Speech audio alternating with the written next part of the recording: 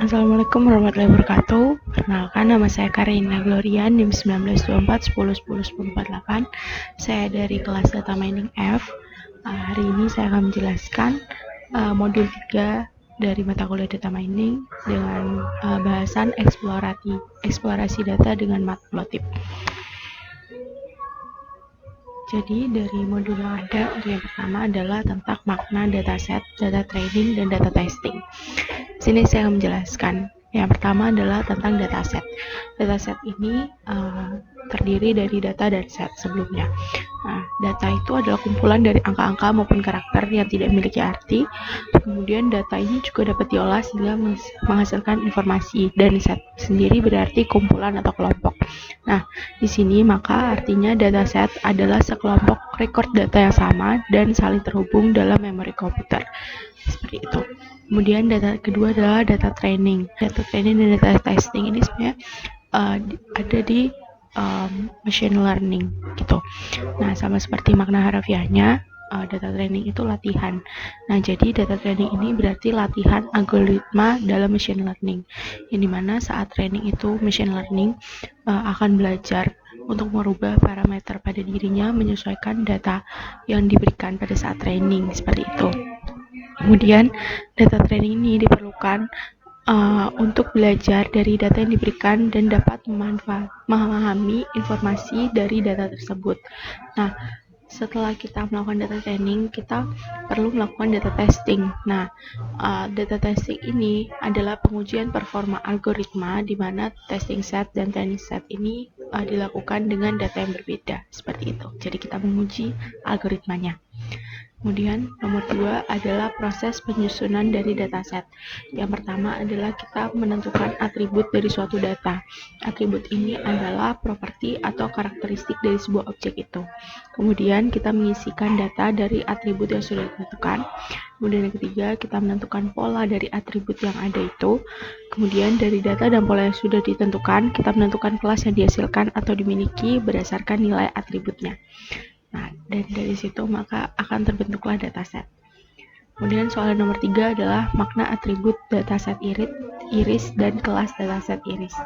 Atribut dataset iris adalah karakteristik pada dataset modul yang merupakan penelitian jenis bunga yang berfokus pada bagian iris bunga saja, di mana bagian iris bunga ini adalah petal dan sepal. Nah, kelas dataset iris adalah pembagi atau klasifikator dari hasil data atribut iris tadi yang akan digunakan menjadi label jenis iris. Oke, soal nomor 4 adalah masukkan dataset iris sebagai array 2 dimensi di NumPy, kemudian pisahkan setiap kelas di array yang berbeda.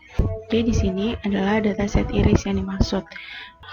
Untuk memudahkan kita memasukkan dataset ini ke dalam array, kita membuat sebuah array seperti ini, karena nanti itu kan kita membuat array 2 dimensi. Nah, kita membuat array 1 dimensinya dahulu, seperti yang ada di contohnya. Kita menggunakan fungsi concatenate, kita lanjutkan, kita tarik, dan maka kita akan mendapatkan nah ini array 1 dimensinya. Nah, kemudian kita memasukkan ini ke dalam array dan akan menjadi seperti ini. Untuk nomor 4, jadi kita membuat array, misal array yang pertama kelas satosa dengan array S seperti itu. Kita membuat array, ini dimasukkan, jadi yang ada di sini itu kita masukkan satu persatu ke sini, dan ini ada kelas Virginica atau kelas V, array V, kemudian kita masukkan juga. Kemudian ada kelas versicolor atau array VC, kita masukkan juga, dan juga ada kelas unknown atau UK, kita masukkan juga di sini. Oke, soal nomor 5 adalah buatlah scatter plot yang menggunakan pasangan atribut berikut pada setiap kelas, termasuk unknown, kemudian berikan warna merah untuk satosa, hijau untuk versicolor, biru untuk Virginica, dan kuning untuk unknown. Setiap kelas yang dimaksud, pada A adalah sepal-line dan petal width, pada B adalah sepal width dan petal line, kemudian yang C, sebenarnya soal awal adalah sepal-line dan petal width, tapi karena sama dengan soal A, maka saya ubah menjadi sepal width dan petal width. Kemudian yang keempat adalah sepal-line dan petal line. Nah, di sini kita perhatiin yang ada, kita di sini menggunakan slicing dan juga scatter untuk membuat scatter plot. Jadi yang pertama kita menggunakan slicing. Di sini kita slice X dan jadi scatter plot itu menggunakan sumbu X dan Y. Jadi kita definisikan X dan Y-nya. Nah, slicingnya itu gimana? Slicingnya itu sesuai array yang diminta. Jadi misal yang diminta sepal-line dan petal width. Nah, kita lihat di Excel-nya, sepal-line adalah array dengan K3 dan petal width adalah 0, K0. Maka kita slicing X-nya di sep X atau sepal-line-nya di 3 dan petal width itu di Y-nya untuk 0. Seperti itu. Kemudian untuk seperti soal yang diminta juga untuk setosa kita berikan warna merah, dan untuk warna berikutnya sama, dan kita lakukan yang sama untuk kelas-kelas lainnya. Ataupun dengan soal B di mana diminta sepal width dan petal line, kita masukkan K-nya, kita masukkan warnanya, dan kita lakukan semuanya sama sampai ke yang D. Kemudian kita akan jalankan untuk melihat hasilnya. Nah, ini adalah hasil untuk yang A yaitu sepal line dan petal width. Kemudian untuk yang B akan mendapatkan seperti ini untuk sepal width dan petal line. Kemudian untuk yang C kita akan mendapatkan seperti ini untuk sepal width dan petal width. Kemudian untuk yang D kita akan mendapatkan seperti ini untuk yang sepal line dan petal line. Nah, selanjutnya adalah soal nomor 6, yaitu jelaskan bagaimana karakter pengelompokan setiap kelas pada scatter plot. Nah, jadi scatter plot ini yang pertama kita mengumpulkan dulu datanya. Jadi ini contoh data. Jadi tadi kan soalnya panjang, tapi karena tidak cukup untuk masukkan di sini, saya screenshot kemudian saya tahu saja seperti itu. Kemudian ini adalah codingan yang tadi saya buat, yaitu untuk soal 5A untuk sepal line dan petal width-nya. Nah, jadi nomor A ini kan kita beri untuk menjelaskan ini saya mengambil contoh di soal nomor 5A tadi, yaitu sepal line dan petal width. Nah, ini codingannya. Nah, di sini jadi gimana sih cara kerja scatter plot ini? Jadi di sini scatter plot ini adalah sebuah diagram atau scatter diagram ini adalah menggunakan sumbu X dan Y. Nah, gimana cara mereka mengelompokkannya? Jadi yang pertama di sini kan kita sudah mendefinisikan mana yang X, mana dan Y di codingannya itu. Nah, X ini di sini, mana di sini X itu adalah sepal line dan Y ini adalah petal width-nya. Nah, kemudian dia akan mengambil data. Jadi misal untuk yang pertama, yang pertama itu adalah sepal line-nya 5,1 dan petal width-nya 0,2. Maka bisa dikira-kira bahwa yang dimaksud ini di sekitar sini. Kenapa seperti itu? Karena maka itu kira-kira sekitar sini, karena sepal line-nya 5,1 dan petal width-nya 0,2. Jadi dia akan menggambarkan titik di perpotongan itu. Jadi di 5,1,0,2 dia akan menggambarkan titiknya di sekitar sini seperti itu. Jadi itu bagaimana scatter plot mengelompokkannya. Kemudian soal berikutnya adalah perhatikan data yang berjenis unknown. Jelaskan bagaimana cara meramal jenis data unknown. Jadi peramalan ini dilakukan dengan melihat dan membandingkan pola karakteristik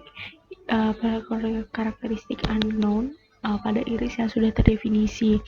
Lalu kita melakukan penyocokan terhadap batas bawah dan batas maksimal untuk tiap atribut pada kelas yang terdefinisi dan kelas unknown. Nah, di sini kemudian nanti kita akan mendapatkan data yang tidak termasuk pada batas bawah maupun pada batas maksimal untuk tiap kelas terdefinisi. Maka dari situ kita akan mendapatkan data dengan kelas unknown tersebut. Seperti itu. Oke, selanjutnya nomor 8 adalah buatlah paralel koordinat plot dari data yang berkelas setosa, versicolor, dan virginica. Kemudian berikan warna merah untuk setosa, hijau untuk versicolor, biru untuk virginica.